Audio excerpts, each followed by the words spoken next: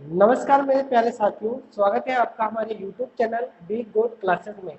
दोस्तों, अपन निम्न की जो पीडीएफ है सेकेंड ईयर की, उसको कंप्लीट कर रहे हैं। एक एक क्वेश्चन को अच्छी प्रकार से डिटेल से समझ रहे हैं, क्योंकि सारे के सारे क्वेश्चन आपके ट्रेड थ्योरी की जो है इलेक्ट्रिशियन के, वो सारे के सारे क्वेश्चन निम्न से आएंगे। क्योंकि एग्जाम कौन करवाती है? निम्न करवाती है, और निम्न के ही क्वेश्चन पूछती है।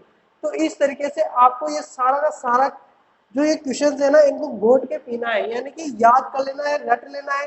किसी भी तरीके से आप समझ के करो, किसी भी तरीके से करो, लेकिन आपको इनको ही याद करना है, क्योंकि पूछा तो यही जाएगा, है ना। क्योंकि अभी तक कुछ बदलाव हुआ नहीं, तो सारा का सारा यही मैटर आने वाला है। तो क्वेश्चन 31 से अपन स्टार्ट करते हैं, क्योंकि अपन ने दो वीडियो में, इससे पहले सेकेंड ईयर के दो वीडियो हो चुके हैं, जिनमें अपन ने 15-15 क्वेश्चन करके 30 क्वेश्चन कंप्लीट कर लिए हैं।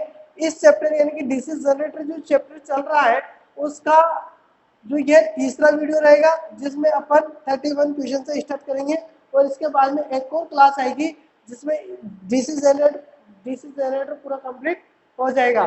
साथ ही साथ अपन डिटेल से पढ़ रहे हैं, तो अपन समझ भी रहे हैं कि यह क्वेश्चन कहाँ से बना, कैसे आया, और इसका पूरा का पूरा विवरण अपन पोस्टमार्टम के साथ कर रहे हैं। तो देखिए क्वेश्चन है, एक जनरेटर में योग और ध्रुव, योग यानी होती है बॉडी, ध्रुव यानी कि होता है पोल के माध्यम से चुंबकीय सर्किट कैसे पूरा होता है। देखिए चुंबकीय सर्किट कैसे पूरा होता है। चुंबकीय सर्किट जब पूरा होता है, जब कि मान लो कि जैसे कि यहाँ से तो फ्लक्स बन रहा है, लेकिन फ्लक्स को आगे ग्रहण करने वाला भी होना चाहिए। एक तो दान करने वाला होता है। दान करने वाला कब कहलाएगा? जब कोई दान लेने वाला भी होगा। जब कोई दान लेने वाला होगा तभी तो दान कर पाएगा। अगर कोई दान लेने वाला ही नहीं है तो दान किसको करेगा, है ना। तो ओके, वही बात है। तो स्वीकार करने वाला भी होता है। यहाँ पर ये ऑप्शन दिया है क्षेत्र कुंडली। तो क्षेत्र कुंडली जो है दान दाता है, चुंबक को देती है, लेकिन परिपथ पूरा कब होगा? जब आगे कोई लेने वाला भी होगा। तो आर्मेचर कोर, ये आर्मेचर कोर जो है ये ग्रहण करती है। आर्मेचर कोर पर टकराएगा जब फ्लक्स, तो सर्किट पूरा होगा। तो यहाँ पर बी ऑप्शन अपना क्या रहेगा? कंप्लीटली सही आंसर होगा। ध्यान रखना, आर्मेचर में वाइंडिंग कंडक्टर, आर्मेचर में वाइंडिंग कंडक्टर विद्युत वाहक बल उत्पन्न करते हैं, लेकिन कब करेंगे? जब फ्लक्स टकराएंगे। फ्लक्स नहीं टकराएंगे तो कहां से ये उत्पन्न कर लेगा? तो यहाँ पर डी ऑप्शन नहीं होगा। ये केवल और केवल विद्युत वाहक बल उत्पन्न करता है, और कब करता है? जब इस पर फ्लक्स टकराते हैं। ठीक है, तो यहाँ पर बी ऑप्शन अपना कंप्लीटली सही आंसर होगा। नेक्स्ट क्वेश्चन पढ़ो। 32 नंबर क्वेश्चन है, जो कि डीसी शंट जनरेटर में लोड बढ़ने पर टर्मिनल वोल्टेज कम क्यों हो जाता है? लोड बढ़ने पर टर्मिनल वोल्टेज कम क्यों हो जाता है? ये तो स्वाभाविक है, लोड डालोगे तो टर्मिनल वोल्टेज कम होगा, लेकिन क्यों हो जाता है? ऑप्शन देखते हैं। तो ए ऑप्शन देखिए, आर्मेचर प्रतिक्रिया प्रभाव के कारण, आर्मेचर प्रतिरोध में वृद्धि के कारण, वोल्टेज की वजह से गिरावट कम हो जाती है, या shunt field sorry brush voltage की वजह से गिरावट कम हो जाती है, शंट फील्ड प्रेरकत्व में वृद्धि के कारण। कौन सा सही होगा? तो देखिए यहाँ पर ए ऑप्शन आपका सही होगा, आर्मेचर प्रतिक्रिया प्रभाव के कारण। ये कारण याद रखना, आर्मेचर प्रतिक्रिया प्रभाव के कारण।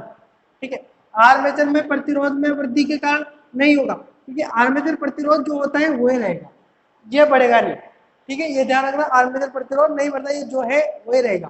ठीक, नेक्स्ट क्वेश्चन पर आते हैं। 33 नंबर क्वेश्चन है, जो कि लंबी दूरी की वितरण लाइनों के लिए किस प्रकार डीसी जनरेटर का उपयोग किया जाता है?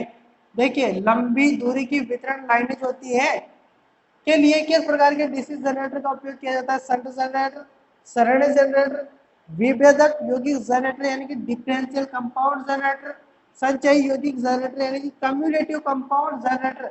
ये नाम इंग्लिश और हिंदी दोनों में याद रखना, कंफ्यूज कर देंगे वरना तुम्हें। हिंदी याद नहीं रहेगा तुम्हें, इंग्लिश याद रहेगा, इंग्लिश में याद कर लेना। ठीक है, हाँ, तो कौन सा सही रहेगा? यहाँ पर आपका डी ऑप्शन से रहेगा, संचयी यौगिक जनरेटर, कम्युलेटिव कंपाउंड जनरेटर। ठीक, नेक्स्ट क्वेश्चन पर आते हैं। नेक्स्ट क्वेश्चन है अपना 34 नंबर क्वेश्चन है, डीसी जनरेटर में इंसुलेशन प्रतिरोध को बेहतर बनाने के लिए किस विधि का उपयोग किया जाता है? किस विधि का आप उपयोग करेंगे? तो क्या ब्रश को बार बार बदलना, समय समय पर मशीन को गर्म करना, ये कौन सा सिचुएशन है? समय समय में क्या गर्म करोगे तो और इंसुलेशन पिघल जाएगा, ये तो हो गया नहीं। नियमित रूप से कम्यूटेटर सेगमेंट की सफाई करना, अगर आप कम्यूटेटर सेगमेंट की सफाई करोगे तो क्या प्रतिरोध को बेहतर बनाए? ये इंसुलेशन प्रतिरोध से क्या रिलेशन है? ये तो ऑप्शन यू दे रखे आपको कट के। रख रखाव के दौरान मशीन में गर्म हवा देना, ये सही रहेगा। रख रखाव के दौरान मशीन को गर्म हवा देना ताकि साफ होती रहे, है ना, धूल वूल हटती रहे और इंसुलेशन खराब ना हो। ठीक है, अगला क्वेश्चन है अपना 35 नंबर क्वेश्चन, अवशिष्ट चुंबकत्व के अभाव में किस प्रकार का डीसी जनरेटर काम करता है? सॉरी, किस प्रकार का डीसी जनरेटर काम करता है अवशिष्ट चुंबकत्व के अभाव के कारण? डी ऑप्शन लिख देता हूं मैं, ये लिख देता हूं, पृथक उत्तेजित डीसी जनरेटर, यही लिख दिया मैंने, है ना, डी ऑप्शन। देखिए, शंट जनरेटर, श्रेणी जनरेटर या कंपाउंड जनरेटर या पृथक उत्तेजित जनरेटर, देखिए ये डी ऑप्शन सही रहेगा। यहाँ पर शंट जनरेटर में क्या होता है, यह स्व उत्तेजित हो जाता है, तो इसमें अवशिष्ट चुंबकत्व की आवश्यकता पड़ती है। श्रेणी जनरेटर ये भी स्व उत्तेजित होता है, तो इसके लिए भी अवशिष्ट चुंबक की जरूरत पड़ती है। यौगिक जनरेटर, इसके लिए भी अवशिष्ट चुंबकत्व की आवश्यकता पड़ती है, लेकिन अभाव किसमें रहता है? इसमें क्या होता है, अवशिष्ट चुंबकत्व नहीं रहेगा, तो इसकी जो वाइंडिंग रहती है ना, इसको अलग से बैटरी लगाकर उत्तेजित किया जाता है। इसलिए यहाँ पर डी ऑप्शन आपका कंप्लीटली सही आंसर रहेगा। अगला क्वेश्चन है अपना, आर्क वेल्डिंग के लिए किस प्रकार के डीसी जनरेटर का उपयोग किया जाता है? आर्क वेल्डिंग के लिए किस प्रकार के डीसी जनरेटर का उपयोग करेंगे? शंट जनरेटर, श्रेणी generator, differential compound generator, cumulative compound generator. तो कौन सा जनरेटर आप याद रखोगे? देखिए, इन दोनों नामों में कोई अंतर नहीं है, ये भी कंपाउंड जनरेटर है, ये भी कंपाउंड जनरेटर, ये डिफरेंशियल है और ये कम्युलेटिव कंपाउंड जनरेटर है, ये इतना सा अंतर है। तो कौन सा आंसर सही रहेगा? तो यहाँ पर सी ऑप्शन आपका सही रहेगा, कि इसके लिए आपको रट के याद रखना ही है कि आर्क वेल्डिंग के लिए आप विभेदक यौगिक जनरेटर का उपयोग करेंगे, डिफरेंशियल कंपाउंड जनरेटर का उपयोग करेंगे। नेक्स्ट क्वेश्चन है अपना, जो कि है डीसी जनरेटर में तरंग वाइंडिंग की विशेषता क्या है? तरंग वाइंडिंग क्या होती है? तरंग वाइंडिंग जो होती है वह वेव वाइंडिंग होती है। कौन सी वाइंडिंग? Wave winding. देखिए यहाँ लिखा हुआ है वेव वाइंडिंग, यानी कि तरंग वाइंडिंग। तो डीसी जनरेटर में तरंग वाइंडिंग की विशेषता क्या होती है? देखिए, एक होती है लेफ्ट वाइंडिंग, एक होती है वेव वाइंडिंग। इसमें पोल बराबर समांतर पथ होते हैं, इसमें समांतर पथों की संख्या 2 होती है, मतलब कि जितने पोल है उतने समांतर पथ होंगे, लेकिन इसमें समांतर पथ 2 होते हैं, ये ध्यान रखो। इसमें उच्च वोल्टेज होती है, उच्च धारा होती है, और इसमें निम्न वोल्टेज होता है। लेकिन इसमें क्या होता है, इसमें निम्न धारा और उच्च वोल्टेज होता है। अगर आपको ज्यादा धारा की आवश्यकता है तो आप लेफ्ट वाइंडिंग लगाइए, और ये वाइंडिंग कहाँ होती है? आर्मेचर पर होती है। आर्मेचर की वाइंडिंग है, आर्मेचर की दोनों वाइंडिंग है, एक तो ये वाइंडिंग, एक ये वाइंडिंग, आर्मेचर की 2 वाइंडिंग है, पहली और दूसरी। ये निम्न वोल्टेज चाहिए तो लेफ्ट वाइंडिंग कीजिए, और उच्च वोल्टेज चाहिए तो आप वेव वाइंडिंग कीजिए। तो वेव वाइंडिंग की विशेषता क्या है? उच्च वोल्टेज है ना, और निम्न धारा। तो एक तो धारा निम्न, इसमें कम धारा, इसमें उच्च धारा, तो ये तो होगा ही नहीं। एक उच्च धारा इसमें तो ये भी नहीं होगा। कम धारा, अब कम वोल्टेज कम धारा कम वोल्टेज, तो ऐसा नहीं है। वोल्टेज क्या रहेगा, अगर धारा कम रहेगी तो वोल्टेज क्या रहेगा, अधिक रहेगा। तो कम धारा उच्च वोल्टेज, कौन सा सही रहेगा, सी ऑप्शन यहाँ पर कंप्लीटली सही आंसर होगा। नेक्स्ट क्वेश्चन,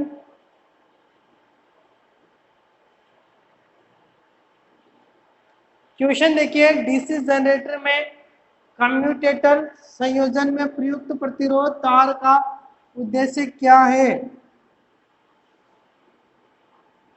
यहाँ पर ये प्रतिरोध जोड़ने का उद्देश्य क्या है, यह पूछा गया है। ये सेगमेंट के खंड है, ये जो नीचे लिखे सेगमेंट, कम्यूटेटर के सेगमेंट, कम्यूटेटर, कम्यूटेटर की क्या है, सेगमेंट है। तो यहाँ पर रेजिस्टेंस लगाने का कारण क्या है, नियत वोल्टेज बनाए रखने के लिए, शून्य स्थैतिक रूप में प्रेरित ईएमएफ के लिए, स्थैतिक रूप में से प्रेरित ईएमएफ बढ़ाने के लिए, या डी ऑप्शन है अपना धारा दिशा का आसानी से पलटना।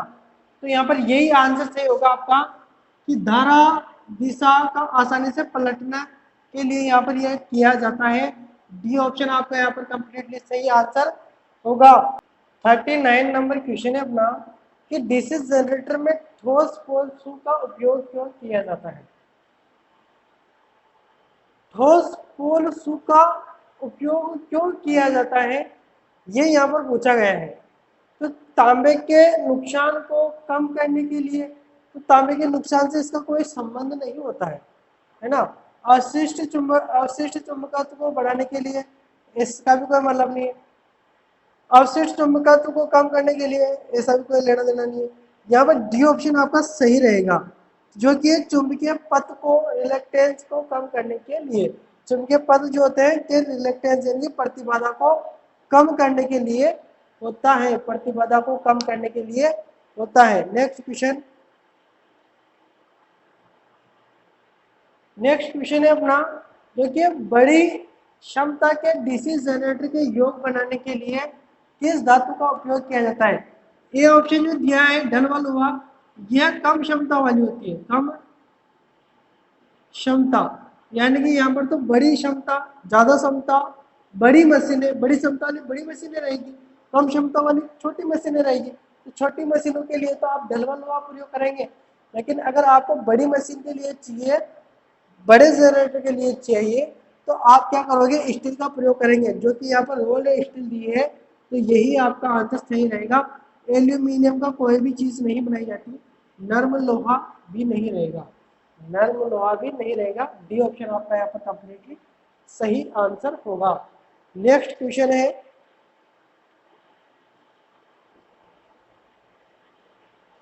डीसी जनरेटर में स्लिप्ड रिंग्स का क्या कार्य है।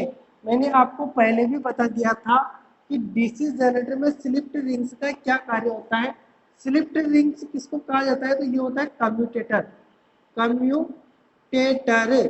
और कम्यूटेटर जो होता है इसको हिंदी में कहते हैं दिक् परिवर्तक, है ना, हिंदी में कहते हैं दिक् परिवर्तक।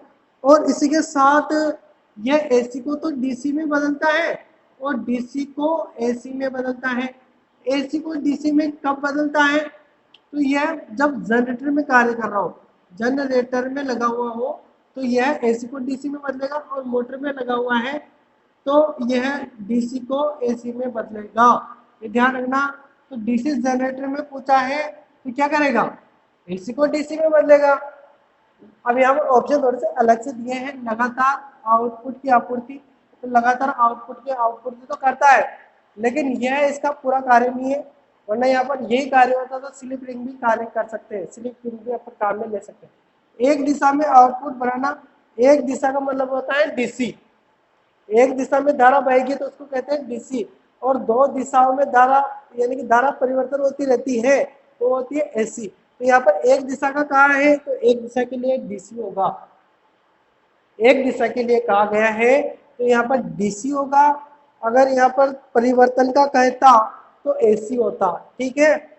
विपरीत दिशा में आउटपुट तो ये एसी होता, प्रत्यावर्ती कंडक्टर से आउटपुट एकत्र करना, ऐसा आंसर नहीं है।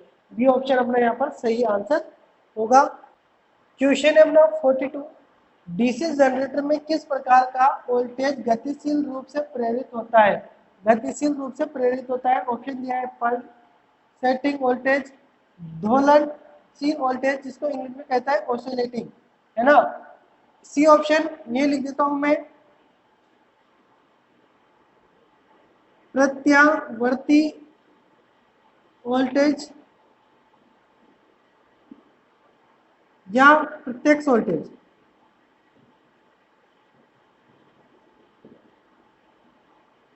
तो कौन सा सही आंसर रहेगा यहाँ पर? तो यहाँ से आपका कौन सा आंसर सही रहेगा? तो यहाँ से आपका जो सी ऑप्शन है, यहाँ से जो आपका सी ऑप्शन है प्रत्यावर्ती वोल्टेज। डीसी जनरेटर में किस प्रकार का वोल्टेज गतिशील रूप से प्रेरित होगा? तो प्रत्यावर्ती स्वभाव वाला वोल्टेज प्रेरित होगा, है ना। डीसी जनरेटर हो या एसी हो, सभी में एसी ही वोल्टेज, इसको प्रत्यावर्ती को एसी बोलते हैं, एसी ही वोल्टेज उत्पन्न होगा। एक्स के रूप में चिन्हित स्लॉट का उद्देश्य क्या है? इसका उद्देश्य क्या है यहाँ पर पूछा गया है। ये कटा हुआ भाग क्यों है?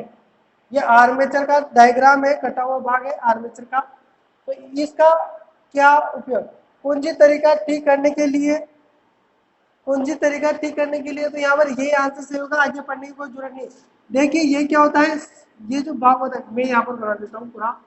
ये आपका क्या है? आर्मेचर, है ना। यहाँ पर एक छेद होता है जिसमें शाफ्ट डाली जाती है, यहाँ से निकलेगी शाफ्ट। आगे भी इसको बना देता हूँ मैं पूरा, यहाँ से शाफ्ट निकल जाएगी तुम्हारी।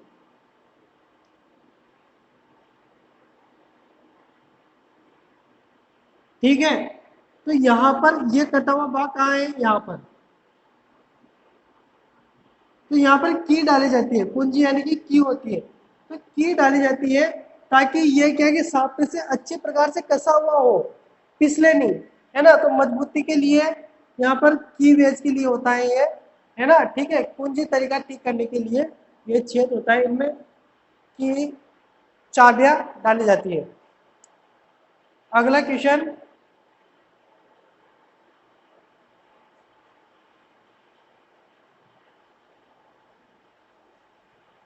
44 नंबर क्वेश्चन है अपना, डीसी जनरेटर में फील्ड कॉइल का उद्देश्य क्या है? तो चुंबक के फ्लक्स बनाने के लिए, है ना। कौन सा आंसर रहेगा? एयर गैप में फ्लक्स को बढ़ाने के लिए? नहीं। मैग्नेटाइजिंग करंट को कम करने के लिए? नहीं। कुंडली फ्लक्स का निर्माण करने के लिए? ध्रुवों को चुंबकित करना, ये हो सकता है। चुंबकीय पथ के रिलेक्टेंस को बढ़ाने के लिए? नहीं। प्रतिबाधा को क्यों बढ़ाएगा? कौन सा सही होगा यहाँ पर? सी ऑप्शन सही होगा यहाँ पर, है ना। अगला क्वेश्चन,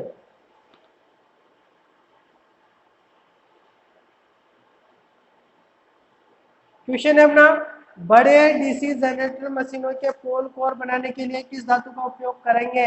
देखिए बॉडी की बात करी थी पहले, बड़े डीसी जनरेटर तो वहां स्टील था, है ना, बॉडी के लिए। लेकिन यहाँ पर पोल कोर का पूछा है, तो पोल कोर के लिए नरम लोहा, डलवा लोहा, डलवा इस्पात, स्टेनलेस स्टील। तो किसका मतलब इसका आंसर क्या होगा? इसका भी ये होगा, डलवा इस्पात, कास्ट स्टील। ठीक है, इसका भी यही आंसर होगा। अगर इसकी जगह यहाँ पर दे देता सिलिकॉन स्टील, सिलिकॉन स्टील दे देता तो वह आंसर आपका सही रहता, तो वो दिया नहीं है, तो आपका ये सी ऑप्शन ही यहाँ पर कंप्लीटली सही आंसर होगा। तो अपने जो आज के 15 क्वेश्चन थे वो भी कंप्लीट हो चुके हैं।